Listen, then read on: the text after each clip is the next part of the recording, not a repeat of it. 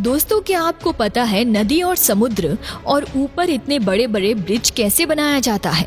और ब्रिज बनाने के लिए इंजीनियर्स को किन किन मुसीबतों का सामना करना पड़ता है? दोस्तों, शायद आपको पता नहीं होगा कि समुद्र में एक ब्रिज बनाने के लिए 50 से 100 मजदूरों की आकस्मिक जानें भी जाती है। तो चलिए दोस्तों, वीडियो शुरू करते हैं। पानी में कंस्ट्रक्शन करने के लिए इंजीनियर्स का सबसे पहला टास्क होता है पानी की गहराई देखना और साथ साथ पानी के नीचे जो जमीन है उसके बारे में इंफॉर्मेशन कलेक्ट करना। पानी की गहराई कितनी है, पानी के नीचे जमीन पथरीली है या रेतीली, ये जानकारी हासिल करने के लिए प्रोफेशनल स्कूबा डाइवर्स समंदर के बॉटम तक जाते हैं और कई हफ्तों तक सिर्फ इंफॉर्मेशन कलेक्शन का काम ही चलता रहता है। अगर पानी कम होगा तो फाउंडेशन की कंस्ट्रक्शन भी आसान होगी, लेकिन अगर पानी गहरा निकला तो वर्कर्स की जान को खतरा भी होगा। साथ साथ कंस्ट्रक्शन कॉस्ट और मेहनत दोनों 10 गुना ज्यादा बढ़ जाएगी। इंफॉर्मेशन कलेक्शन के बाद जो फेस आता है वो सबसे ज्यादा इम्पोर्टेंट होता है कि आखिर अब स्ट्रक्चर बनाने के लिए पानी को इस जगह से कैसे हटाया जाए। जी हाँ, चाहे पानी कितना भी गहरा क्यों ना हो, जिस जगह फाउंडेशन बनानी होती है उस जगह से पानी हटाना पड़ता है। लेकिन इतना गहरा पानी आखिर हटाया कैसे जाए?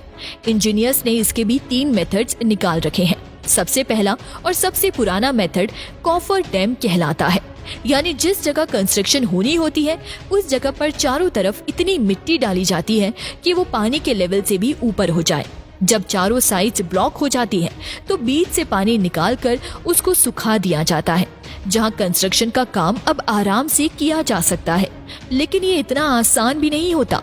अक्सर ऐसा भी होता है कि साइड्स पर डाली गई मिट्टी नरम हो जाती है और पानी का प्रेशर डैम की वॉल को तोड़कर कंस्ट्रक्शन साइट में दाखिल हो जाता है, जिसकी वजह से वर्कर्स की जान को भी खतरा रहता है। इस मसले से निपटने के लिए कॉफर डैम मिट्टी से नहीं बल्कि लोहे की शीट से बनाया जाता है, यानी लोहे की शीट से एक एक करके मशीन्स की मदद से पानी में डाली जाती है, जो एक मजबूत दीवार बन जाती है। कंस्ट्रक्शन का काम खत्म होने पर नॉर्मली कॉफर डैम को हटा दिया जाता है। फाउंडेशन बनाने का दूसरा मेथड कैशॉन कहलाता है। इस तरीके में फाउंडेशन पहले जमीन पर बनाई जाती है और फिर उसको किसी शिप की मदद से उस जगह पहुंचाया जाता है जहां उसको इंस्टॉल होना होता है। अब चैलेंज होता है इसको पानी के अंदर डालने का, क्योंकि ये फाउंडेशन एक बॉक्स जैसी होती है जो नीचे से बंद और ऊपर से खुली होती है। अगर इसको ऐसे पानी में डाला गया तो ये पानी के ऊपर ही तैरती रहेगी, जैसा कि ये ग्लास पानी में तैरता आप देख सकते हैं। ये फाउंडेशन पानी पर फ्लोट ना करे, इसके लिए इंजीनियर्स के पास एक तरीका होता है। अगर पानी ज्यादा गहरा होता है तो पहले शिप्स की मदद से बड़े बड़े पत्थर डालकर पानी के नीचे जमीन की भरपाई की जाती है और फिर कैशॉन को पत्थरों के इस पहाड़ पर शिप क्रेन की मदद से रख दिया जाता है और आखिर में इसके अंदर ऊपर से कंक्रीट डालकर इसको और ज्यादा वजनी और मजबूत बना दिया जाता है। लेकिन अगर पानी इससे भी ज्यादा गहरा हो तो फिर क्या किया जाए? इसके लिए फाउंडेशन बनाने का तीसरा मेथड इस्तेमाल किया जाता है, जिसको बेटर पाइल्स भी कहा जाता है। इस मेथड में लोहे के बड़े बड़े पाइप्स को शिप्स की मदद से कंस्ट्रक्शन साइट पे पहले ट्रांसपोर्ट किया जाता है। प्लान ये होता है कि पहले इन पाइप्स को पानी के नीचे जमीन में धंसाया जाए, लेकिन धंसाने का काम आखिर मुमकिन कैसे होगा? ये पाइप इतने हल्के तो होते नहीं हैं कि इनको इतनी आराम से जमीन के अंदर धंसा या जा सके। आखिरकार एक एक पाइप हजारों टन वजनी होता है। इसके लिए स्पेशल किस्म के बड़े बड़े हैं हैमर शिप पर इंस्टॉल करके कंस्ट्रक्शन साइट पे मंगाए जाते हैं, जो इन पाइप्स को लगातार ठोक ठोक कर जमीन में इतना ज्यादा धंसा देते हैं कि अब बड़ी बड़ी लहरें हो या समुद्री तूफान इन पाइप्स को 1 मिलीमीटर भी इधर से उधर नहीं कर सकते। अब पानी के बीचों बीच एक मजबूत और ठोस फाउंडेशन तैयार है, जिसके ऊपर ब्रिज की कंस्ट्रक्शन की जा सकती है। लेकिन ये सब इतना आसान नहीं होता जितना आसान ये कहने और सुनने में लगता है। इस सारे प्रोसेस में सालों की मेहनत और कई जानें भी गंवाई जाती हैं। आइए देखते हैं जमीन और पानी पर बनाए गए दुनिया में 10 सबसे ज्यादा लंबे तरीन ब्रिजेस। नंबर 10, यूएस में मौजूद 1979 में कंप्लीट किया जाने वाला ये मेंचेक स्वयं ब्रिज के नाम से मशहूर है, जिसकी लंबाई 36 किलोमीटर है। नंबर 9, 2017 में कंप्लीट होने वाला ये ब्रिज चाइना में मौजूद वुहान मेट्रो ब्रिज के नाम से जाना जाता है, जो टोटल 37 किलोमीटर लंबा है। इस ब्रिज को बनाने में 13 सालों का टाइम लगा था।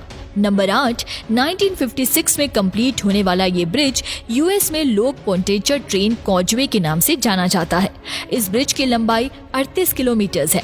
Guinness book of world record के मुताबिक पानी पर बनाया गया ये सबसे बड़ा ब्रिज है। नंबर 7, 2010 में कंप्लीट होने वाला ये ब्रिज चाइना में मौजूद बीजिंग ग्रैंड ब्रिज के नाम से मशहूर है, जो टोटल 48 किलोमीटर लंबा है। नंबर 6, थाईलैंड में मौजूद ये ब्रिज 55 किलोमीटर लंबा है, जो बैंगना एक्सप्रेस वे कहलाता है। नंबर 5, 2008 में कंप्लीट होने वाला वाइन एंड वाई ग्रैंड ब्रिज चाइना में मौजूद है, जो 80 किलोमीटर लंबा है। नंबर 4, दुनिया का चौथा लंबा ब्रिज भी चाइना में ही मौजूद है, जो क्रेज ग्रैंड ब्रिज कहलाया जाता है और ये ब्रिज 106 किलोमीटर लंबा है। नंबर 3, सिर्फ 4 सालों में कंप्लीट होने वाला ये ब्रिज भी चाइना में मौजूद है, जो तिनजाइन ग्रैंड ब्रिज के नाम से जाना जाता है। ये ब्रिज 114 किलोमीटर लंबा है।